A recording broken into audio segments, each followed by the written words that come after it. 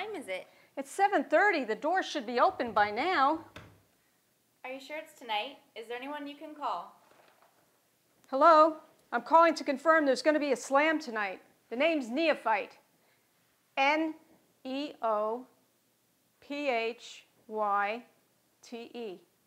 I'm finally ready to sign up and get in front of the mic. I've written, practiced, and memorized 2 stellar poems. 6 minutes of inspiration, fabrication, oration, quotation, perspiration, salvation, translation, and vexation. I vomited, ralphed, retched, blew, upchucked, and spewed until my insides resemble a cutout of the lunar landscape. My middle name begins with Mylanta. My friends are here, too. Where from? You may have heard of it on the news. It got occupied. It's coming to a town near you. Yeah, I'll wait. What? You say the place is closed? Trussed up tighter than President Obama and Congress arguing to extend the payroll tax cut? Padlocked snugger than Fort Knox when it still had enough gold to cover the national debt? Locked out like the Honolulu elevated heavy rail based on the city's current financial plan? Okay then, I guess I'm canceling. Don't bother. I've decided to hang up my fedora. That's right. From now on, I'll be taking my direct, focused, laconic, meaty, in a nutshell, profound, succinct, valuable, weighty verse and uploading it onto YouTube. Then I'm going to sign up for belly dancing with Willow Chang. Look for me in next month's Zen Dance video. It'll be shown at the Art at Mark's Garage in Chinatown. What's that? Of course I'm not serious. I'm heading over right now to the Lewis Pole Art Gallery, going to pick up a dream card and some pointers on achieving inner peace. I'm going to shift my thinking, control my behavior, and make a plan, further safeguarding my sister's fundamental rights, promoting tolerance through dialogue, thereby eliminating foot and mouth disease, while respecting our cultural diversity, freedom of religion, good nature, and Zen environment. But I'll be back, and I plan to kick some bitchin' ass and cast my rant into the poet's sea to sink or swim, to credit all those who went before me without a venue to fall back on, to the ones who had it tough and didn't give up or give in to despair, doubt, guessing, hesitation, serendipity, uncertainty, vacillation, or writer's block. I'm going to keep writing. I'm going to stay focused and opinionated until they throw some dirt over me, until the cows come home, the fat lady sings, the aliens beam me up, or Christ flies in on a wing and a prayer. And then you know what I'm going to do? I'm going to write some more. My dream for you today is that peace is the result of your thoughts and feelings. You are the source of joyous action. Yo, wait up. My inspiration comes from the beauty that surrounds me and from my family and friends. When I'm chanting, I feel like my kupuna, my ancestors are standing behind me. They're, you know, that my chant and what I do comes from them. When I started teaching at the women's prison in Kailua, at first I was a little afraid. I didn't know what to expect. And when I met the women in my classes for creative writing, I realized that they're just like me. They're just like the rest of us. And the only difference is they've made some bad choices. And so my aha moment was, you know, finding that out, that realizing that they shouldn't be cast aside and forgotten about, and that they have a lot to share with society and with the rest of us. And I found that as students in creative writing, they are so honest. I told them, gosh, if other teachers find out how wonderful it is to teach here, they'd be breaking down the gates and wanting to be a teacher.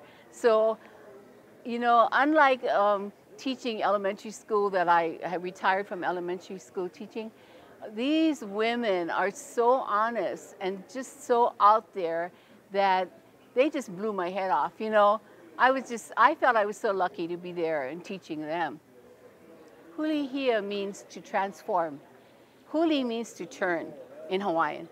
And so hulihia means to have turned around or transformed yourself. So that's why we named the book Hulihia. Yeah. And we're hoping for all of the women who take the creative writing classes at the women's prison, that's our hope for them, is that they transform themselves and they turn themselves around and they become something else. They metamorphosize, in other words. The chant comes from my hula learning my hula tradition. And what I'm going to do is the chant makes it possible to perform. It kind of clears the space, kind of makes it okay to do what I do. And then the second chant that I'm going to do is my own composition. And it talks about the Ko'olau Mountains and the beauty of the Ko'olau Mountains and watching the mist rise and the sun all of a sudden appear and the beauty that is always before us. If you live on Oahu and you see the Ko'olau Mountains, you can experience that.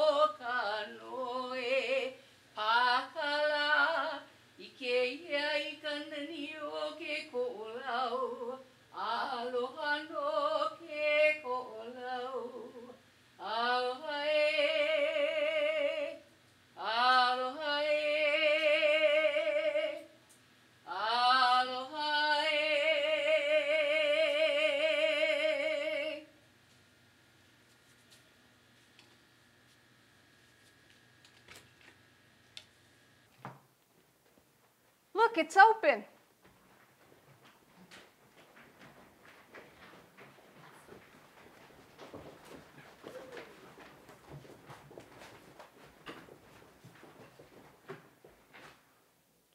Cornelia Connie D. Daytona. She is an award-winning author of Letters to a Prisoner by Connie D. Released in January of 2011, she first appeared at First Thursday's Fresh Cafe Poetry Slam, hosted by K Aloha in October of 2010, where she wowed the judges with her poem, I Want to Be a Poet. She has been published in Rainbird, Windward Community College's award-winning annual journal since 2008. Her poems and photography have also been published in various online print magazines. She is a member of both the National League of American Pen Women and the Friends of the Library in Honolulu, where she volunteers year-round. She leads a creative writing group for Habilitat, the place of change. Please welcome Cornelia Connie D. Daytona. Welcome to Habilitat, the place of change, changing the hardcore into the responsible for. Who do you want to be? Tonight, I'd like to begin by introducing Kahoku, our sketch artist, who will be creating and completing a sketch based on the energy and the mood here tonight. We'll be checking in on him from time to time. Welcome, Kahoku. Thank you. A door is a metaphor for so many things. An open door symbolizes hope, invitation, and opportunity. A closed door evokes mystery and the unknown. It can also represent a challenge.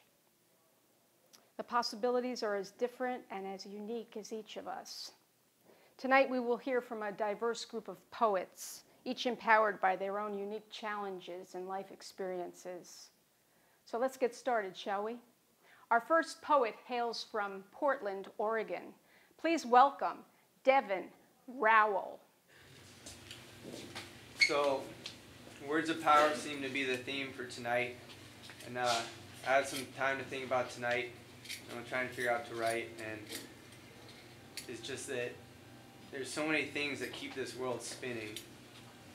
I figured I'd keep it right at the beginning. You see, a beginning is a point in time. It's a spark in your mind, a tear in the cloth where it unwinds. A beginning usually forms along with a plan, and in the beginning there was a plan. When God opened his hand, let man roam the land. Away they ran, let the universe expand from a single strand. It was so grand until the first reprimand. Garden of Eden is on ban, and the sand of time began to trickle down. So with limited time, I begin a fire within. I'll let you in on a secret. Power's been here all along. In the words of Matthew, Mark, Luke, and John, set in stone, a verse can't be reversed. Like a body in a hearse that never made peace with this earth first. Not a blessing, but a curse. You just gotta let it go. Let it flow like a breeze through an open window on a cloudless summer day. Blue skies roll on and on and on like the space between your ears. But alas, I digress. I came here to pass this test, surpass the rest, nothing less than exceed the best. I'm looking for something heaven sent, for this journey from hell has got me spent. And an angel can't save me, but an ex-junkie just might just take the time to hear my plight. I won't take flight, gotta stand and fight. My friends indict, my foes ignite. Gotta smother the competition, gotta do what's right. Right? Isn't that the plan? Damn, man. I just want to feel good. But some days I don't. Some days I feel tarnished, without the value once possessed. Like a painting obscured by blood. Michelangelo's angels are stained with crimson tears, and a black hole sun burns and consumes me with fears. But I gotta release that night. It takes the light of a new day, a constant rebirth, unrehearsed. Thoughts disperse as the mountain I traverse till I reach the peak. Don't miss a beat, it's peace I seek. I can't be weak, living week to week. People live and die by the tweet. Sneaking creep, secrets keep, havoc wreak. Looking for a sneak peek, the future's bleak with your eyes fixed on your own 2 feet. Open mind for a different view, says Hetfield. In 1 Corinthians 13:13, there's nothing above faith, hope, and love. Believe that. Your mind is your biggest trap. It'll keep you from beginning.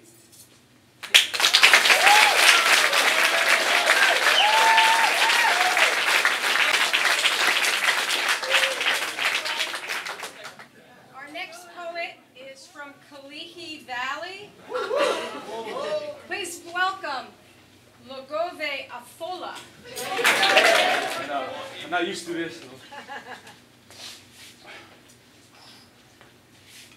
My topic is game changer.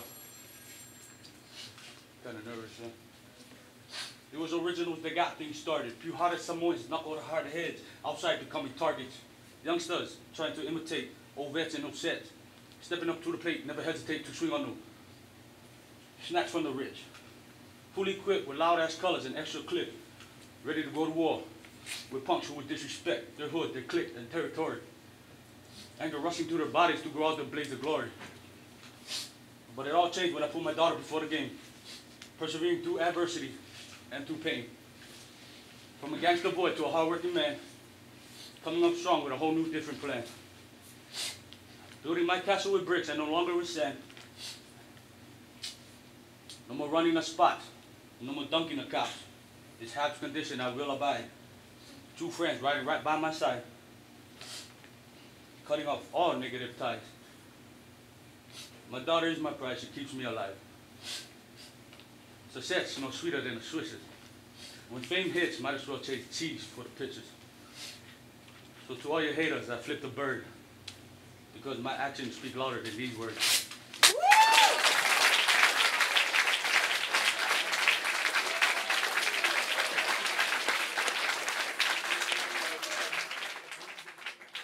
Next up we have from Oak Forest, Illinois, Sarah Stanislowski.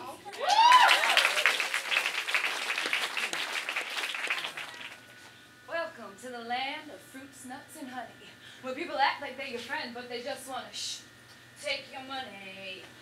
Fake plastic hands with fake plastic tans carrying fake plastic handbags filled with fake plastic glam. The lap dogs are on laps, while children, they're walked on leashes. Beautiful, sexy beach bodies, built for beautiful sandy beaches. This ain't no disco, this is L.A. And all I want to do is have some fun. So wait a minute, Miss Crow, Joe Crow, hey, I want to come.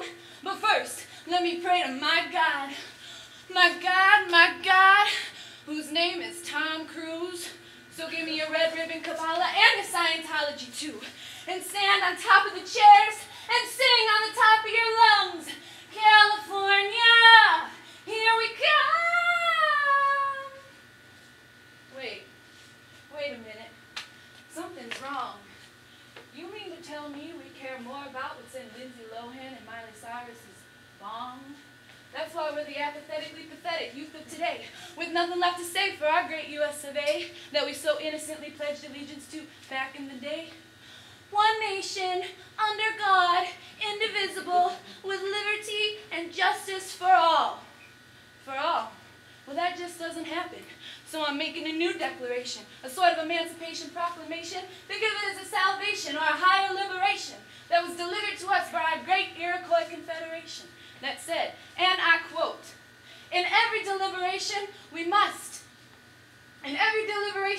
consider the choices that affect the next 7 generations. That's 7, count them, 1, 2, 3, 4, 5, 6, 7. That means it just doesn't stop with you or you. It goes to your kids and your kids' kids and their kids too. And excuse me for a moment if I sound like Dr. Seuss. I just want to deliver the message to the nation's youth. And please, Carrie, please, one more minute of your time. I'd like to take a moment to pick a great man's mind who said to all of the world and humankind that an eye for an eye leaves everyone blind. And all of the this for the that's and the that's for the those, and all the broken down hotel rooms filled with broken down hoes who never got a chance to realize that things aren't always what they seem when they walk the lonely road on the boulevard of broken dreams. So when you find yourself thinking, talking, or acting absurd, maybe it's because you, my friend, have become one of the herd. So stand up, stand up, stand up, stand up and move with me, please. Move! Fuck that shit! I just want to be me.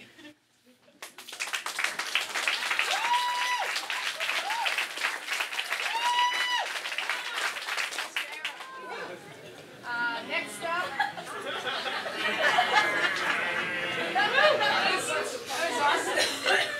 from Honolulu, Kauai, please welcome Colen Martin.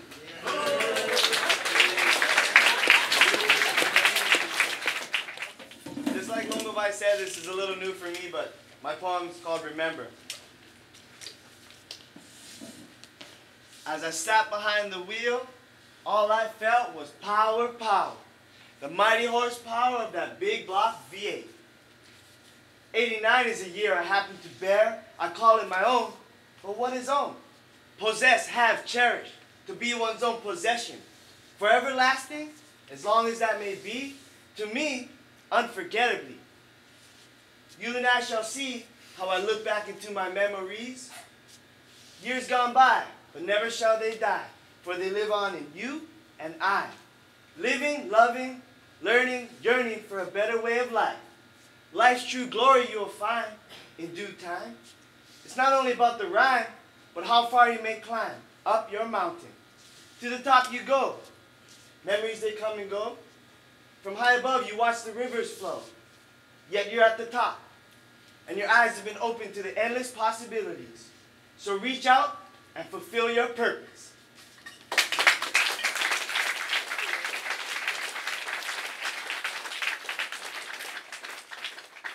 Next up from Ele, Kauai, please welcome Cherylyn, Alcon.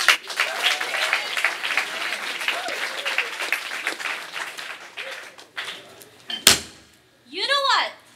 Shut the fuck up. For real, you don't even know me. You little car without a wheel. Yeah, you drive some fake confidence with how you feel. Oh, I love you, Shirley, I can't go on without you. I've been out in the ocean for 27 days. Oh shit, you drive me crazy. What an ass of me. I believed you cared. Someone who seemed like he was always there.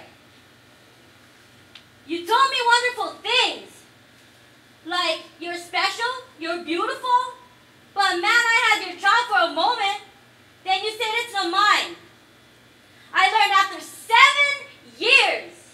What an ass you are. This fool is out. Guided now by a shooting star. By far, my daddy's watching over me. And he sees my everyday change. Nothing matters but me. To be set free. I'm still breathing today. Who cares where you are? Because I know in my heart, I will go far.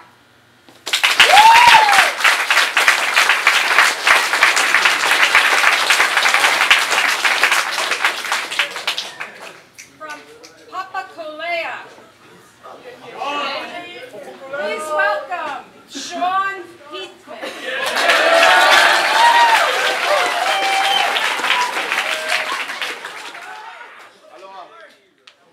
The name of my poem is called A Local Disaster.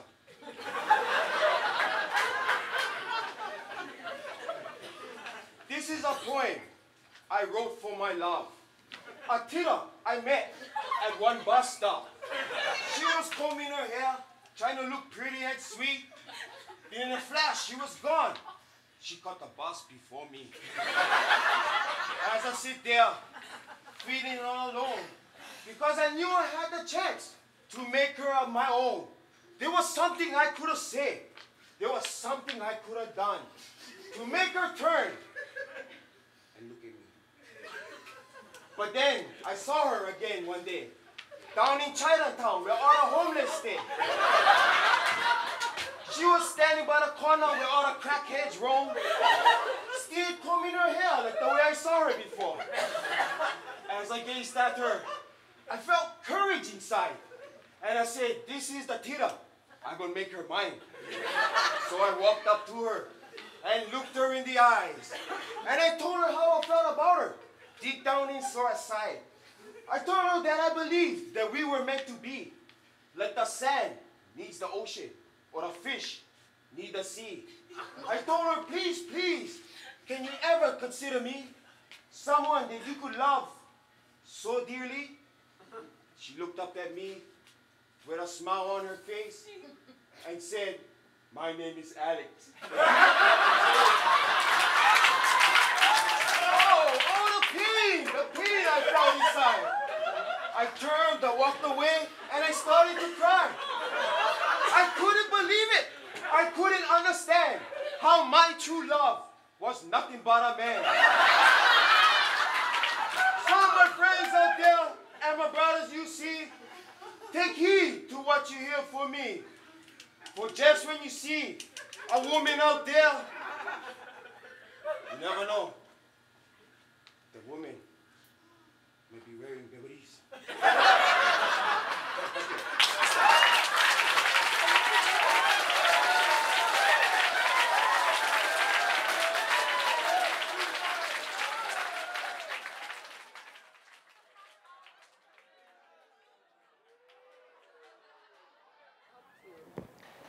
Well, writing Agoraphobia to Zen, I never expected to write a book. I had a traumatic experience, so I always had one chapter in my mind. And I also suffered from anxiety most of my life. So this book it ended the confusion that had been destroying my life. And it turned out that it's a good book. And it helps others, and that's why I wrote it. I think the stigma against mental illness is one of the last frontiers of prejudice. We are so afraid of the mentally ill. And I had agoraphobia, which means I stayed in my house. And we can't go knocking on doors to see, are you in your house because you want to be in your house? And we're so afraid, or we shun the mentally ill. And I'm working with Glenn Close, the actress, in Bring Change to Mind. And she wants us to tell our stories. And by telling our stories, we end the stigma. We become people. We don't become just shadows in the darkness, people to be afraid of. We're human beings, and we deserve, all of us deserve to be respected, no matter what your mental illness, no matter what your disability is. I was always a reader. I always loved reading, and I always wrote diaries. I always kept a diary. I had a traumatic childhood. I had a mother who was mentally ill, and that's part of my memoir. And I wrote to soothe myself. And I never thought of myself as a writer. I was always told I was not good enough to be anything. And I went to college when I was 38, and one of my professors read my poems, and he said that I was talented. And that gave me the confidence to keep on writing poetry. But since my memoir has been released and people have been writing me saying how much it's helped them, that's when I realized that I'm a writer.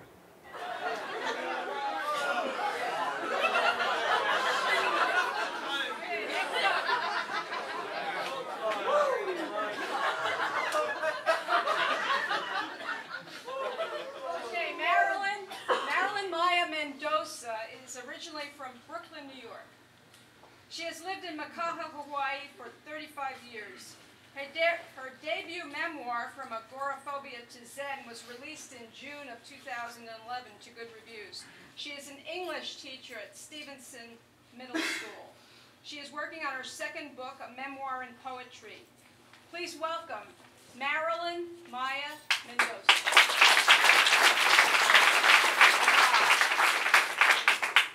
I'm sure some of you have been in bad relationships, but you're so deeply in the relationship that you let things happen. You let bad things happen, just like in life. This is an angry poem.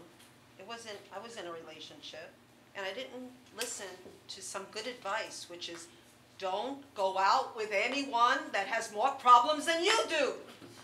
Okay, so this is called Broken Glass. Broken glass, get off your ass. Smile or grin, you'll never win. Can you change? Am I deranged? Your mean cold street destroys the weak. White hot flame, demons call you by name. Everything you touch leaves in a rush. From London to Timbuktu, fingers pointing back at you. Mankind is blue thinking of you. Do what you will, aeroplane blue. Stop moving that plate, start polishing your fate. There's death at your door and you're cleaning your floor. Your OCD follows me. I fall to my knees. I check for your keys with fervent pleas to your disease. Be more exact, be more like that, and whatever you do, don't do it like that. Your anger breaks, but it's too late. Go wash your hands. The hourglass sifts sand. You collected forget, the bathtub is wet. Get on your knees. Dry as much as you please. Look under the car. The sad guitar plays from afar. The distant sound of you running around. Go slow around turns, don't I ever learn? Futility, your destiny. Your rants and your rage, there's blood on this page.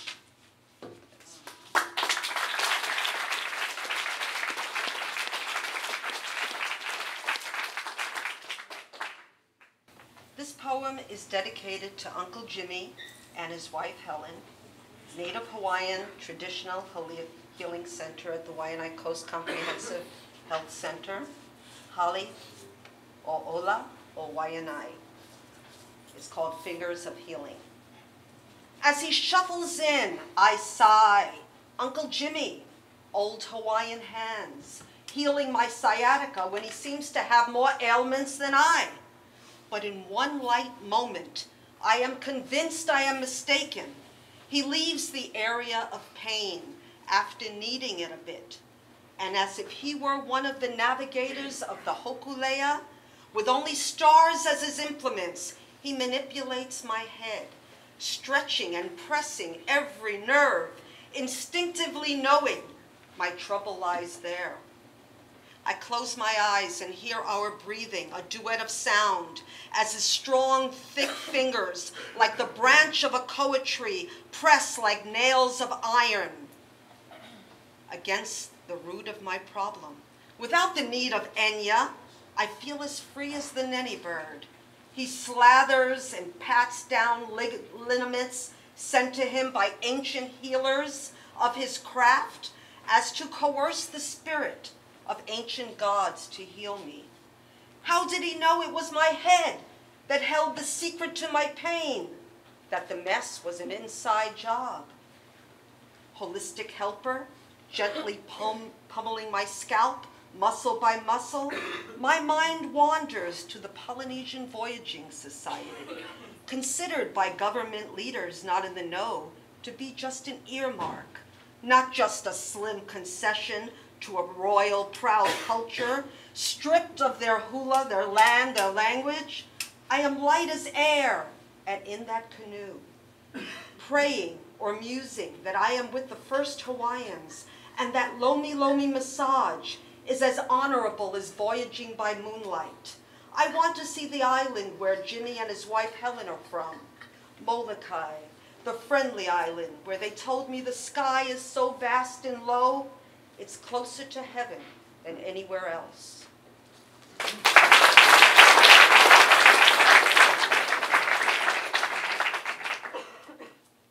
I used to suffer from panic attacks, which means I was afraid to leave my house. I also suffered from other things. I was addicted to food. I was addicted to bad situations. So this poem is called The Chronic. And it shows how you can be addicted to things that are inside of you. Chronic loneliness is my diagnosis, a sort of psychosis where I just feel lost at any cost. When life burns bright, I don't have a light inside of me not to be lonely. When life turns bad, I just go mad, take my chances, play dangerous dances with unworthy men. Oops, abused again. Can I survive the sadness inside that makes me lash out to the me that's without, a center within, not allow me to win? The hate that I feel won't allow me to heal the scared little child, the chronic inside, who longs for release from the lonely disease, attacks like sin from within to the core of my soul. Will I grow old without the light that makes one feel right with their place in the world? Yet hope is bold when the truth be told. I will unfold the skills I need to succeed, to be complete, to find the strength in me. Now time is healed, my fate not sealed. Do you agree to join me, not be lonely?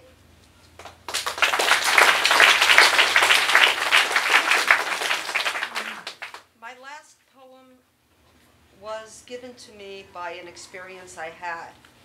I live in Makaha, as I've lived for many years, and I was walking my dogs, and my neighbor passed me by, and we said hello to each other. And as she passed, I heard a horrible voice. It was her. And she said, "Chantel, you effing bitch! Get the F over here, you punk!" And I turned around and I said, who is that? And I looked down, and it was a child, a little child, her child. And I thought to myself, how can you speak to your child like that? Because that child is going to believe what you tell her, that she's worthless, that she's useless. And she's going to grow up and do useless and worthless things. You should be telling her that you're wonderful, you're beautiful, you're worthy, you're creative, you're a genius, because we're all creative kids. We're all geniuses, and we should never let bad words attack us. Now, when I was healing from my panic attacks, I read a book called The 4 Agreements, and the first agreement is be impeccable with your words. And I thought to myself, what does that mean, being impeccable? Do I have to speak better? But Don Luis Miguel, who wrote the book, believes that words are magic, and you can actually put a magic spell upon people by telling them things. Now, I'm sure some of you have been told bad things in your life. You're worthless. I did. My mother told me that. I was never going to make anything of myself. Words are powerful. We have to use them right. And this is what my poem is called. Words can hurt. I feel like dirt, worse than a knife. They cut deep in my life, cause strife, cause pain, leave a stain of joyless refrain. Words have power to make you cower. Words start wars by magnifying flaws. Words are started by words, and wars are started by words and martyrs who feel the anger that hate inspires. But words can empower, raise you higher with love and compassion, worth a king's ransom. Sticks and stones can break your bones. Do words hurt less? I'll let you guess.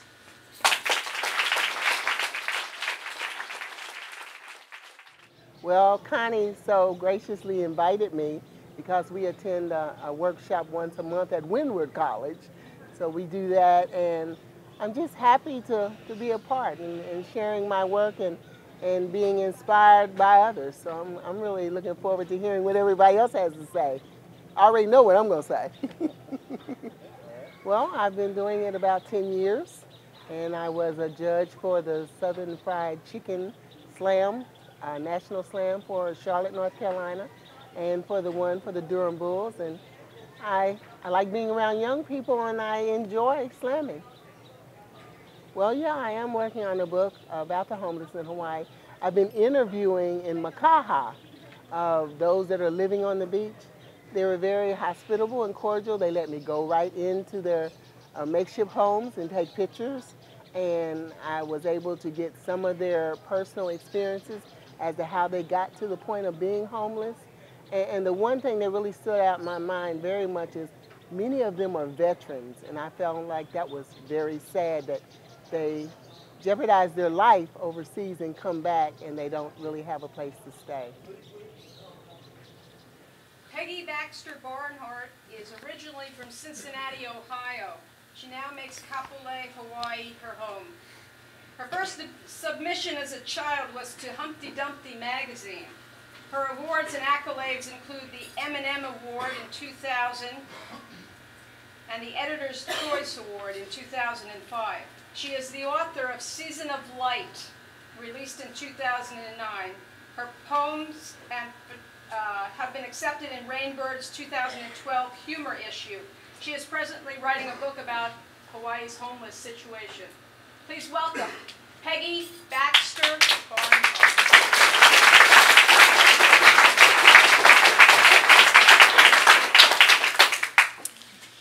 Hello.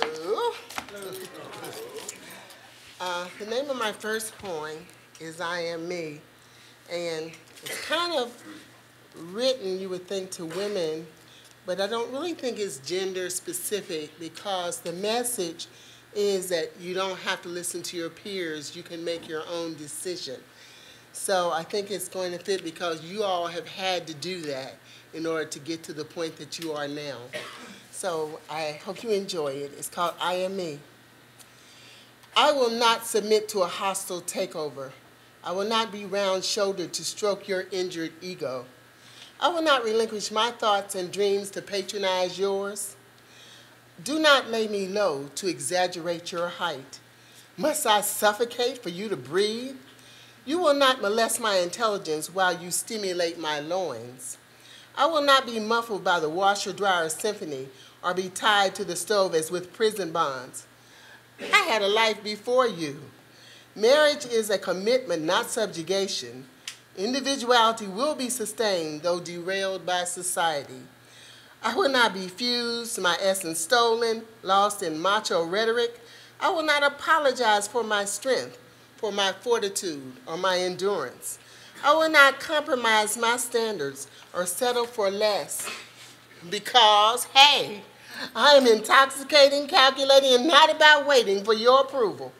No silicone fix for lips, breasts, or hips to appease your manly fantasies.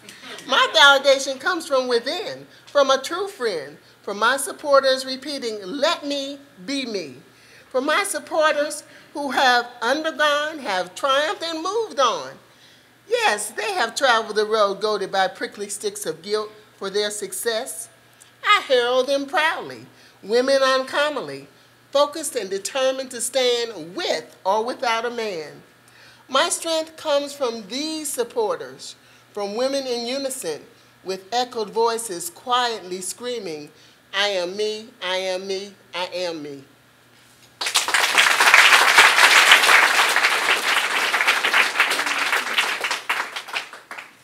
Okay. This particular poem I'm going to read is called Road Rage, and it is the one that was accepted by the Rainbird Literary Review that's coming out in May, so maybe you all might be able to get that. Road Rage. I love it when you flip me the bird. Yes, I have impacted your life momentarily. You gave my toes power. That parking space was the ultimate place to be. Importante. Edging out courtesy and professionalism, vying for that position in a line of cars doomed to jam in 90 yards, leaving you 6 feet from the next stop just made your day. So flip it. And while you wait, why not indulge in some interim period activity, picking your nose? Left nostril preferred for easy viewing, driver's side traveling south. Scratch something and scream obscenities in chorus. Honk your horn and gun your engine. Inch up to within a hair's breadth of the car in front of you. To complete your cultural expression, flip it again. Flip it with both hands. Double clutch, roundhouse. High five yourself and flip it while you belch. Crude noises become you. Flip it through the sunroof and make friends with crazy drivers if you can. Middle finger on parade. Celebrate your road rage and just flip it, and have a nice day.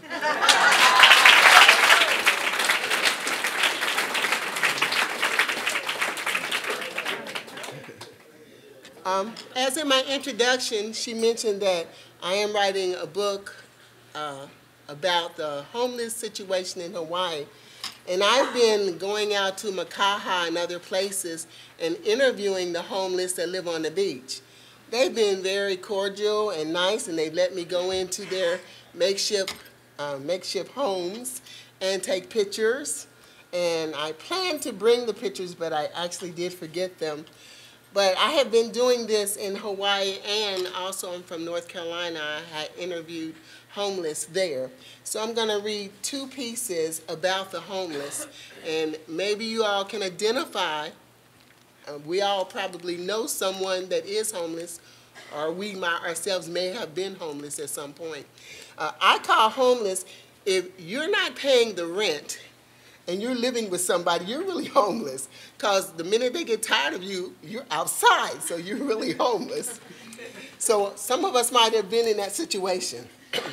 This one is about a homeless man in North Carolina, and the name of it is Unnamed. We passed an old man on the corner in tattered clothes. Everything he owned was on his back: a long coat, a jacket, and a sweater stretched and weathered, a vest and a shirt.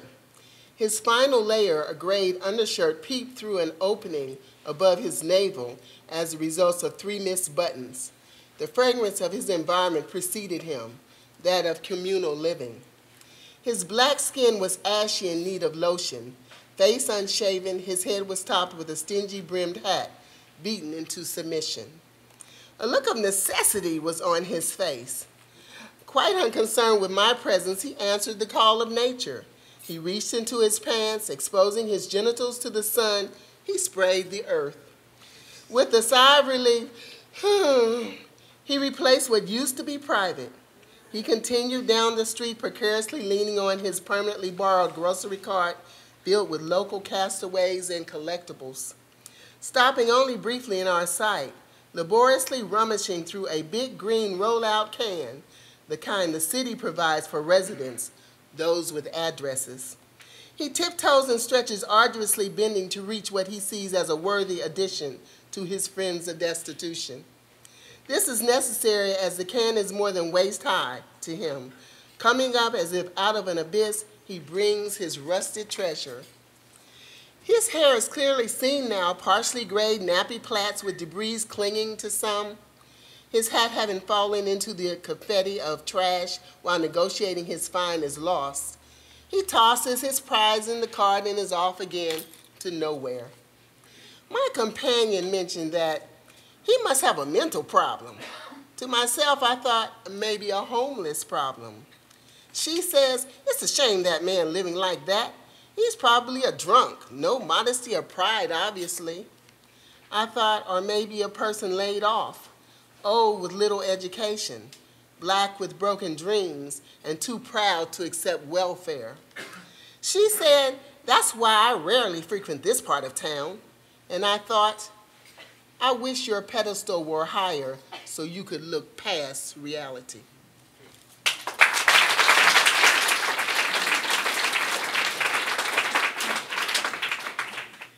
And I have one more piece.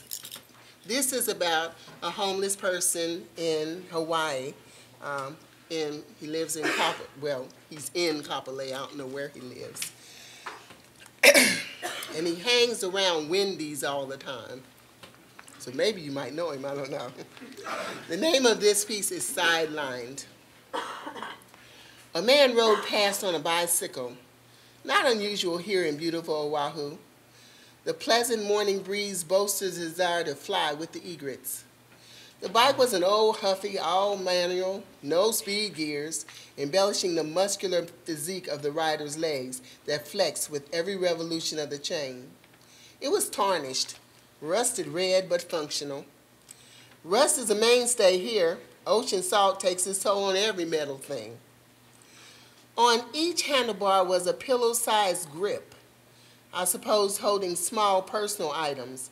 Pouty bulges stretched to the limits of the containers that looked like Santa sacks pictured during the holidays. The man's face was serious, as portraying a role that might be questioned by a smile. His suntan skin bore an ecru color glow, but appeared age-toughened by the deep inset wrinkles from overexposure. A nearly white bald cap brimmed to the back cupped the top of his head with voluptuous curly locks cascading down his back. He wore a dingy gray tank top with faded Oahu written in cursive letters, accompanied by fingers forming the traditional shaka sign. It was a tourist item ready for retirement. His brightly colored shorts were secured by a rope, which also held a pair of tennis shoes dangling from their strings, settling mid-thigh. The shorts reveled in cheeriness, not knowing the future destination. His ground-beaten slippers displayed his unmanicured long toenails. They were ingrown and curled under like talons on a bald eagle, the American symbol of strength and beauty. The irony is disturbing. His feet were permanently stained by pedaling competent. From my distal position, I could see him stop to examine some discarded treasures set out for pickup, discussing with an unseen friend its viability, canvass the large trash receptacles for recyclables, and approach a loitering bystander. The would-be contributor responded to his earnest plea for loose change. He then repositioned his burdens for proper balance after adding his current find, and he was gone with the proverbial wind. But to where, I thought? Under the airport bridge, where forced removal was being accomplished like ethnic cleansing, or dispersal to a barrack-like prefabricated dome enclosure, acceptance contingent on one's attitude, mental acuity, or resignation? Or was his makeshift abode a lean-to on the beach, cluttered with mixed-matched castaways converging to amass an unsightly junk heap, both unclean and unsafe for human occupancy? Or was he doomed to wander, grabbing space here and there to suffice momentary need? All of these scenarios are observable in Hawaii, sadly. Question: what's the answer? Well, the problem is a formidable one, a heart-wrenching dilemma with no cure in sight. The answer starts with noticing, vis-a-vis recognizing a person's worth, empathetic caring, and remembering that sickness, old age, unemployment can happen to anyone. No exclusions safe. Thank you. We're doing a poetry slam reading. I brought a couple of my friends who are very enthusiastic. They want to share their life experiences. Everyone has a unique set of challenges that they've had to deal with, so we're excited to share. As a parent, I needed a blueprint, someplace to start. Addiction caught me off guard. It was like the bottom had dropped out of my life. I just wanted things to go back to normal. I had a lot to learn. I'm still learning. In my book, there's a poem that's called Surviving Addiction. And basically, most of us parents, we don't understand it. Why can't they just stop? What's the big deal? Why do you have to wear this heavy sign around your neck and drag yourself through the mud?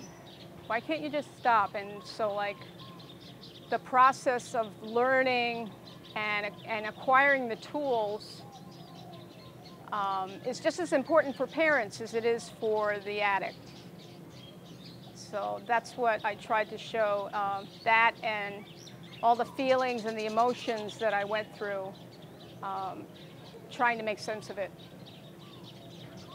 If I had any advice for parents, I would say that for me, writing helped. It helped for me to join a group and to talk about my problems. I volunteer at the Friends of the Library. I lead a creative writing group for Habilitat Residents in my home. I signed up online for a group called Families Facing Addiction, because some people don't like to actually get out there because of the stigma. You don't want to admit that you have a problem, and it's very safe to just go online and go onto a forum and just share and ask for help. And so that's what I do. Okay. I have a couple of poems to share. The first one is a love poem. My husband and I have been married 35 years. It'll be 38 together. And yeah, okay. It's a mature poem. So let me just... Your love hawks a perfect pitch, an Italian itch. Could have been composed on eHarmony. It is a match.com. Your love scores a golden band fully invested in my physical and psychological needs, subscribes to my height, weight, and body type, wants to share my religion, have coffee, just walk, not squawk. Can we talk? It loves the same tunes, ups to spoon in my room, stroke me, coax me, breathless, moaning, wriggling like a fish. Your love winds its thread through me and through me, stitching a runaway hit, then dazzles me blind, basting in your bullshit. Your love likes it simple, won't take no for an answer. When my dark side fakes me, hates me, your love lights up my mind, my unchained corners, inspires me to put my best face forward, always ahead, never behind. Your love blackens the towering red platinum, plastic lies, the wishful thinking, unruly pride of I want, I need, and I've got to have. Your love is so wise. It is the catalyst that survives, strengthening my core, that allows me the freedom to just be more.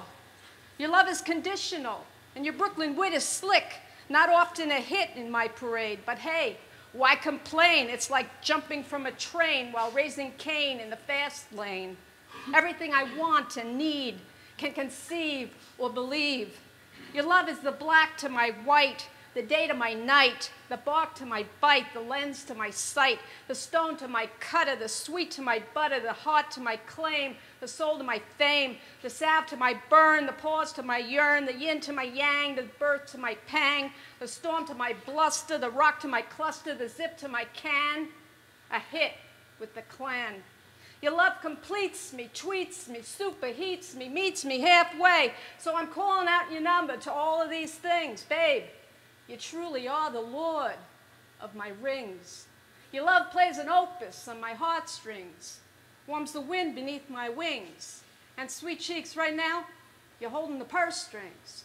So don't forget to pick up the buffalo wings on your way home.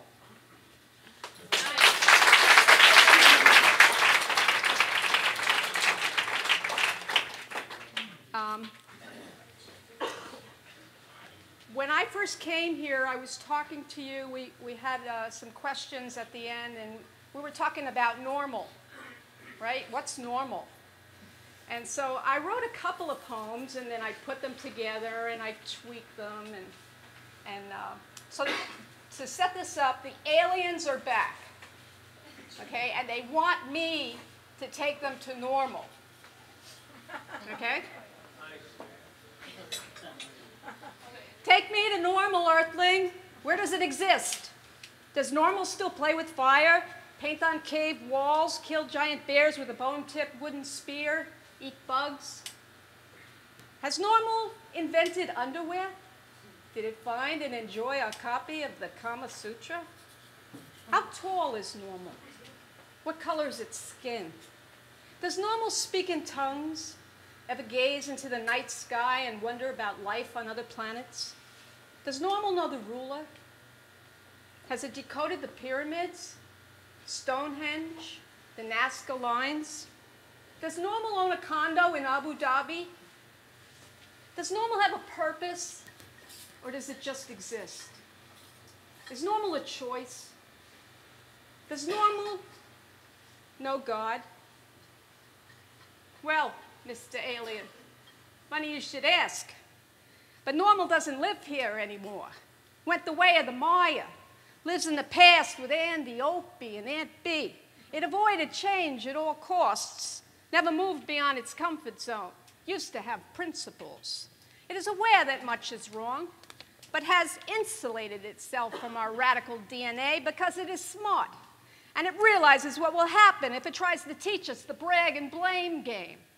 It will be forced to move to another galaxy, because even though it's sure that its shit is ice cream, it is wrong. And as for the rest of us, sometimes if all the stars are aligned and the Earth's magnetic core is fully charged with the moon as its anchor, and the sun is exploding at just the right levels, and if you close your eyes and pray really, really hard, and you gotta believe, because if you don't, the dough won't rise, then, and only then, will Ab and Abby Normal make an appearance. Not to be confused with the subnormals, which is a whole other branch of hominid entirely. Ab and Abby will set goals, practice, write things down, ask for help, and fight against injustice. Because Ab and Abby know that 100 years is, give or take, is short. And LOL, the normals, abnormals also know that they are a dying breed. And that no matter how you aliens choose to inject, study them, the abnormals still require fresh food, water, friends, unconditional love and nurturing, plus dogs, cats, assorted pets and fish, mass transit, not to mention sunlight, a steady supply of oxygen, a higher power, and low stress levels in order to thrive. Then they will be needing some apples, you know, from the iPad persuasion and some other technology like robots, internet, electricity, and free worldwide shipping and alternate fuel, because family, friends, food, and water is important, but it ain't everything. And while you're at it, can you do something about those melting polar ice caps, the shifting tectonic plates, and the ozone layer, and the vanishing rainforests, not to mention the shithead dictators that are fucking with the uranium? And put a plug in a couple of those volcanoes for me. And get me an aspirin. I got a monster of a headache. Preparing for liftoff, please extinguish all smoking material. Put your seat backs into their full upright position and fasten your seatbelts. There will be some turbulence on the way back to normal. Your most advanced, stumpy, and hideous alien highness.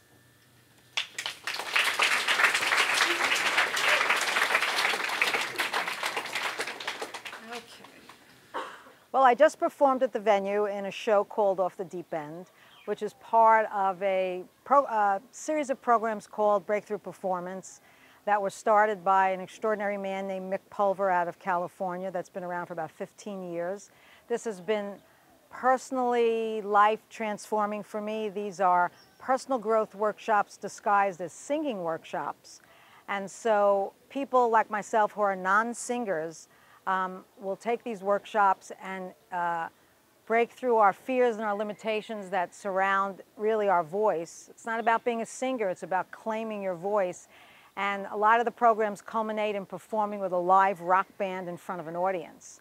Off the Deep End was a version of that, but it was a lot of original material that I wrote. Did it in front of about 150 people, did rap, did slam. Well, I studied improvisation. I was so blessed and fortunate enough to have met Alan Arkin, Academy Award-winning actor and one of the founders of Second City. He came to Hawaii. I took a bunch of his workshops, became friends with him, and got really turned on to improv. I also studied it here in Chinatown in Honolulu with Shannon Winpenny at Laugh Track Theater. Improvisation is really a life skill. It's really the art of failing and being comfortable. It's the art of rolling with the punches. It's when things don't go right, which is pretty much the way life is. and you learn what to do. It's also the art of really listening. It's the art of responding to people around you. It's an extraordinary art form that, again, even if you're not an artist and you're not an actor, it would really serve people to play with learning about improv, because it just frees you up and you play more and you learn how to stumble and fall and have a great time. When I moved to Hawaii in 1992, I was originally from New York City. I always dressed in black and I thought I was very cool. And I came to Oahu. I lived in Kailua, and one day, this is God's honest truth, I was riding my bicycle and passed a hibiscus bush, and the hibiscus bush shouted at me. And I stopped, I got off my bicycle, I had my journal, I sat down, and what began was a 2-week extraordinary window where this realm of nature spoke to me, and I, like a scribe, wrote down what I heard, and it woke me up in the middle of the night, and I was writing wisdoms and truths, basically from the nature realm. I wrote a book in about 3 weeks called Believing in Fairies. I was really embarrassed because as a New Yorker, I'm thinking, I can't be the author of a fairy book. I didn't even know what fairies were. And I stuck the book in a drawer, and about 7 years later, in 1998 or 9, I sent it to a British publisher who published it. It became a bestseller in the German-speaking countries, and it continues to sell right as we speak. And really, in essence, it's a book about the consciousness in nature. It's a book about the fact that a tree is not just a tree. There is a consciousness there, there is a divinity, there's an entity there that human beings can really learn from. And I think that now in 2012, we all need to reach out more, not only to other human beings, but to all life forms, including the earth, to help us move forward as a species. Marsha Zena Major is an author, journalist, poet, award-winning mixed media artist, as well as a performance artist. She has performed at Fresh Cafe's First Thursday Slam events, Aloha Tower Marketplace, HPU and the Venue. She studied improvisation with Academy Award-winning actor Alan Arkin at Chinatown's Laugh Track Theater. Her international best-selling seller, Believing in Fairies, a manual for grown-ups, is now available as an ebook, along with her trendy 31 words to create an organized life. Please welcome Marsha Zena Major.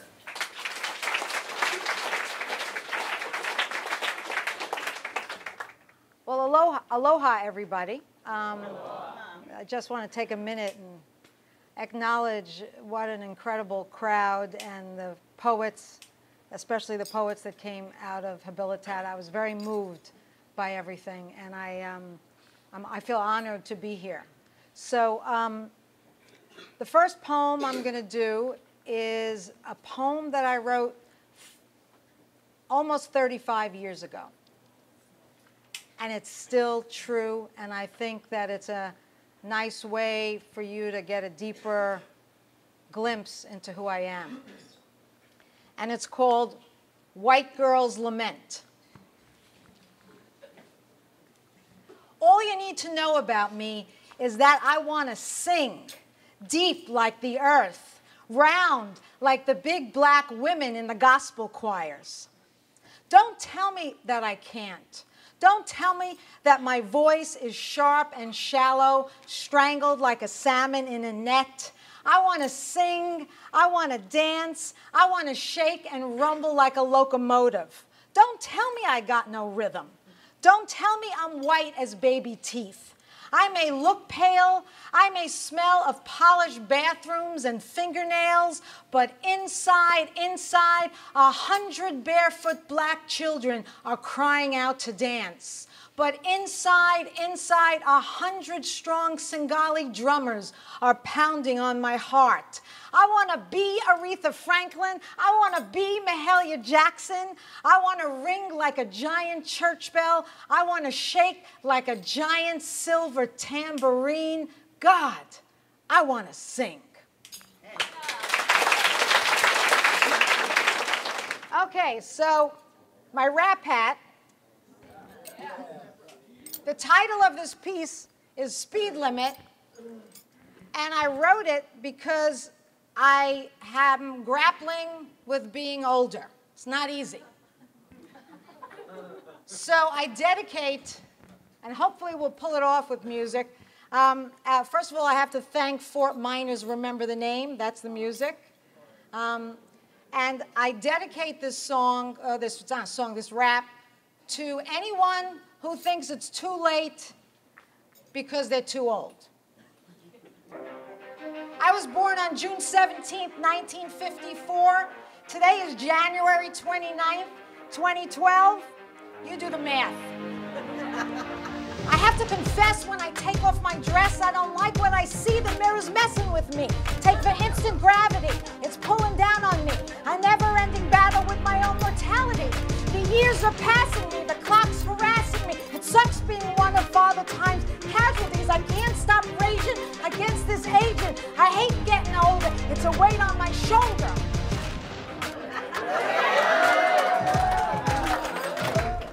Am I young or am I old? Am I weak or am I bold? Am I this wrinkled skin? Is there more within? Do these lines define who I am inside? Screw you, Father Time. Listen to my rhyme. When I hit 55, shit, it blew my mind. Cause the numbers alone freaked me out inside. With that double digit, some say I hit my limit, that I couldn't win it, no matter how I spin it. Went to the matinee, the girl saw my gray and said, "Senior, here's a discount ticket today." Don't call me senior, please. Puts me ill at ease. Don't call them golden years, call them golden years. You can keep your sweater vests and your grandma dress. The hell with rocking chairs and vacant stares. I want to still be able to leap upon a table with a lampshade hat. Can you imagine that? I never want to retire. I want to fuel your fire. I want to still inspire, rise so much higher.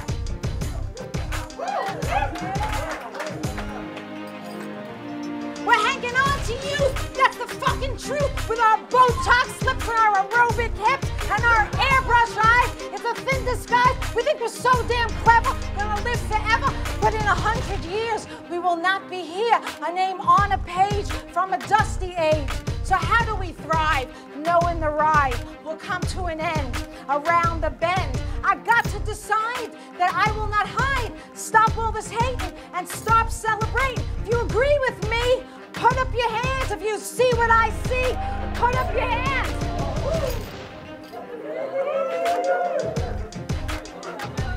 I want to rap and flow, don't want to drive too slow. Pedal to the metal is how I want to go. Want to embrace my age, become a brilliant sage, shining all her light into the dark of night. That's how I want to live it, break my own speed limit. If you feel young, put up your hands. We are young, we're not old. We are ageless in our soul. I'm not this wrinkled skin, eternity within. These lines can't define who I am inside. We are young, we're not old. We are ageless in our soul. These lines can't define who I am inside. Come here, Father Time, I'm gonna make you mine. I'm gonna turn the tide and enjoy the ride. If you agree with me, put up your hands. Put up your hands. Don't call me senior, please. Call me Silver Tees. Call me Juicy Mama. Call me Lady Drama. Call me Ms. Divine. Aged like fine wine. The numbers on the sign are just a dance with time. The numbers do not know the real speed we'll go. 55.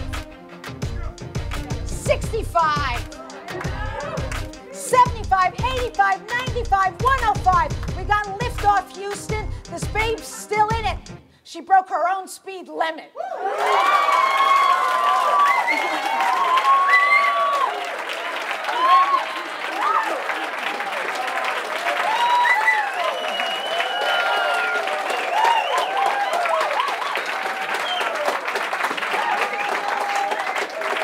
I don't know how Eminem and all those guys do it. I almost had a heart attack.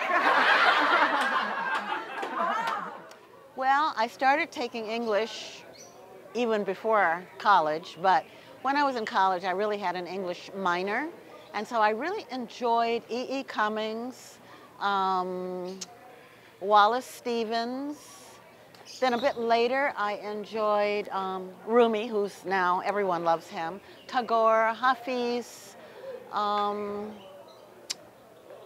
Well, that's a good start. Yeah. Okay, well, what I'd like to say first is that I have 3 books of poetry out. The first one was simply called New and Collected, and it reflected poems from my early writing until later. The next book, which was an American Book Award winner, is called Pacific Raven, Hawaii Poems, and that is a lot about the windward side of the island and the outer islands. And my most recent book, Tourmalines, Beyond the Ebony Portal, is really a book based on my growing up in Alabama and beyond as a black woman, a person of African and mixed descent. So I have poems about Cherokee and poems about Welsh and poems, of course, about African Americans and Africans. One of my favorite poems is Sweet Honey in the Rock. And why is that? Well, I have been blessed living here in the islands for the past 40 years to introduce many celebrities. And Sweet Honey in the Rock was one group that I did introduce when they were visiting and performing here, as well as Maya Angelou, as well as June Jordan, a whole bunch of people. I've been privileged, really honored to introduce. And so each time I introduce someone, I write a poem for them. And so Sweet Honey in the Rock actually is partially meant to be sung. I ain't gonna study war no more. And it's just a powerful poem which takes words from all of their songs in the upper room, listen, and puts it into my idea, my reconstruction of some of their central ideas. I've lived in Ka'ava since 1974, and before that I lived in Hau'ula, and before that I lived in Kaneohe on the water, and in many other places. But I was born and raised in a small college town in Alabama, and nature is a very, very huge influence on me. I love nature because she doesn't judge, she is endless, she regenerates, she destroys. She represents to me all of the processes that human beings and life on Earth, and maybe even in the universe, goes through. There's birth, there's growth, there's corruption, there's regeneration. There are all of these processes, and if you observe nature, it's as if she's the greatest teacher.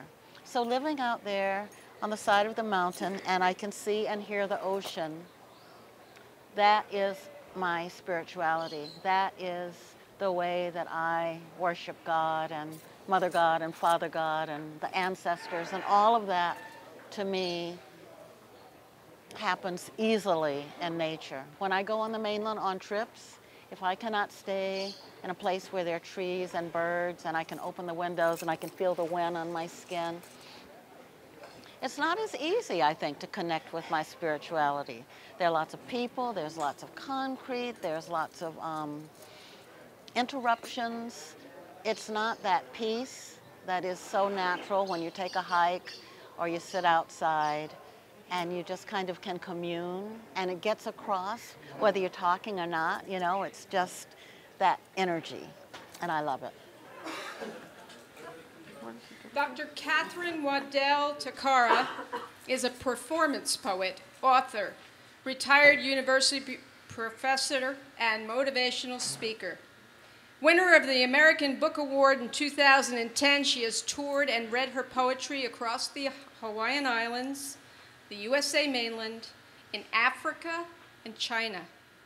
She has published 3 books of poetry: New and Collected Poems, Pacific Raven, Hawaii Poems, and Tourmalines Beyond the Ebony Portal. Please welcome Dr. Katherine Takara.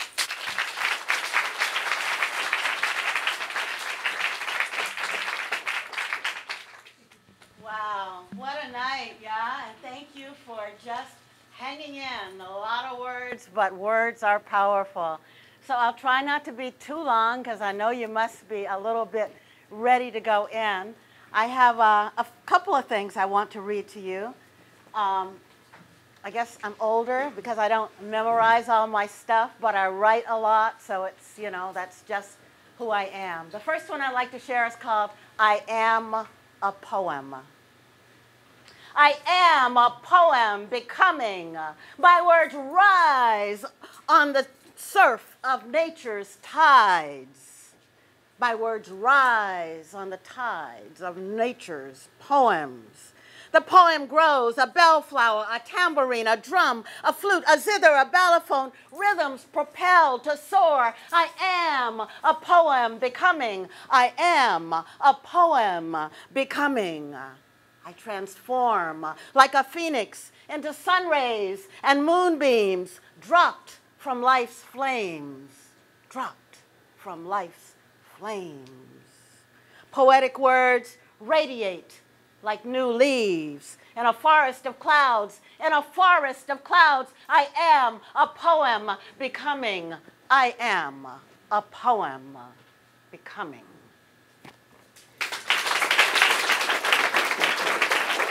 Thank you.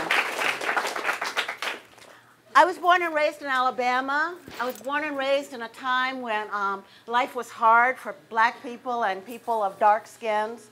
And so I'd like to read a poem about that. It's in my book, Tourmalines. Hold on. It's just like a journey. I like a little story. It's called Magnolias and Memories. And I think I should say that I had a cousin who was in the civil rights movement, if you've ever heard of that. And he was trying to go into a white bathroom and was shot in the back of the head because of who he was. And so that really radicalized me politically. And now I'd say I'm more mellow. But anyway, this is the poem. She walks out, leaving the smell of collard greens, pork chops simmering in bacon grease, onions, steaming rice, past the lanky dogs hungry for hunting possum, the smell of gunfire. She walks out, past the gate, across the golden field, deceptively dry, seductive to a summer wind, a spark of fire caused by lethal Alabama lightning. She walks beyond the homestead, slips under the barbed wire fence, across the neighbor's cotton field, down the soft slope by the creek, mindful of bullwhip snakes, water moccasins, sunning and sinister silence. She passes on toward the giant magnolia trees, whose large viridian leaves absorb her misery, whose magnificent flowers soothe her wrinkled confusion. She is called Daisy, cinnamon brown homegirl in a gallery of southern scents, white magnolias, the stench of burning flesh after a lynching. Tear green pine trees smell sharp as ginger. She moves cautiously, cradling searing memories, flash forest fires, golden fields, dusty brown roads, unpredictable black snakes, fearless and fast as lightning. Alabama sky, blue witness of countless unspoken, color-inspired terrors. She walks on to a destiny beyond Dixie, beyond the racial creed, beyond the greens, pork chops, possum, fireflies, jagged edges. She walks on. But memories stick like thick molasses, memories of sweet magnolias and lurking fears.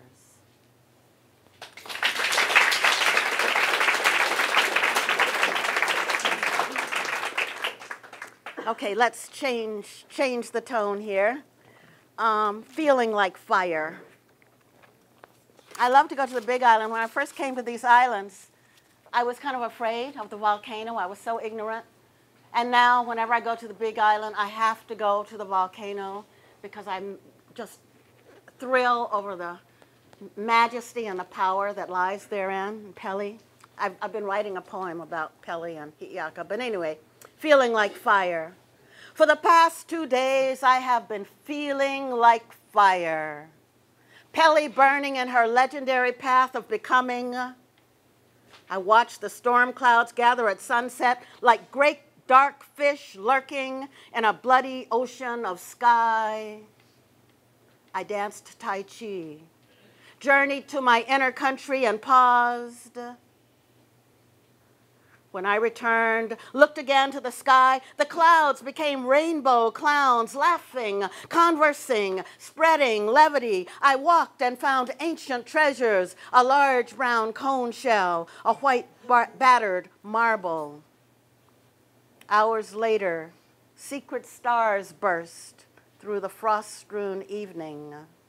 Red lightning performed a fire dance, reminding of lava at Mauna Kea behind that same cloud bank that was red like fire, feeling like me at sunset, feeling like fire.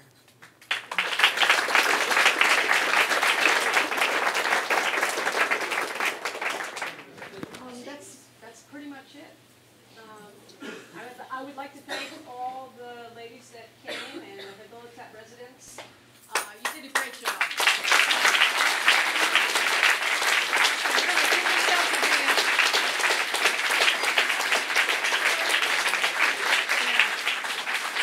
Give yourselves a hand.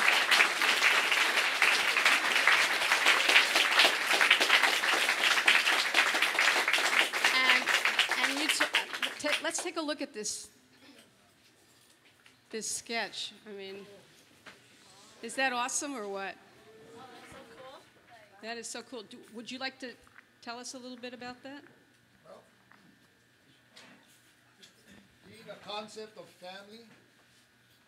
being the concept of family, yeah. I came in here, open-minded. I opened my mind to a lot of things now, knowing that every day is a challenge, and to soften a blow, we gotta deal with life on life's terms. I came in anyway because Connie asked for an artist. So this picture represents family concept. Basically, knowledge is given like a cycle. It's handed down from generations before us, from our ancestor, our lineage, of our cultures, of where we come from. This picture represents a Hawaiian man and a child, a keiki kane and a keiki wahine, a boy and his daughter. Basically, they're going fishing to catch and gather food to eat and sustain life with strength. And together they're doing it. The man has been taught by his father, and the father has been taught by the father before him, and so on and so on. So it's like, taking the knowledge from, as a child you look up, yeah, and you see your elders, you reach, and your elders look down at you, and they hand it to you. So you take it, what's been handed to you.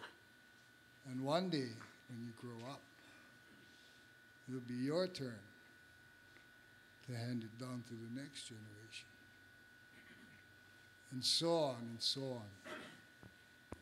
The cycle of life is important. We have our parts here today. Each and every one, this is our time. We stay strong and remember where we came from. Just knowing that this basic concept here on the wall are the simple things that answer the most complex questions we ask ourselves every day. You know? We put care and love into everything that seems so important and big to us at the time,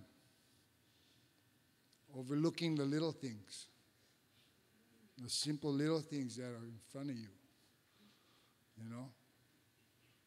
But the concept is important. This is what you build your foundation on.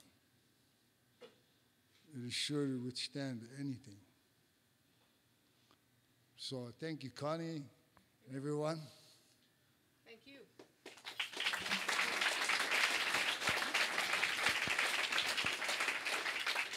And maybe we'll be back in June, so keep writing. Okay. Good night.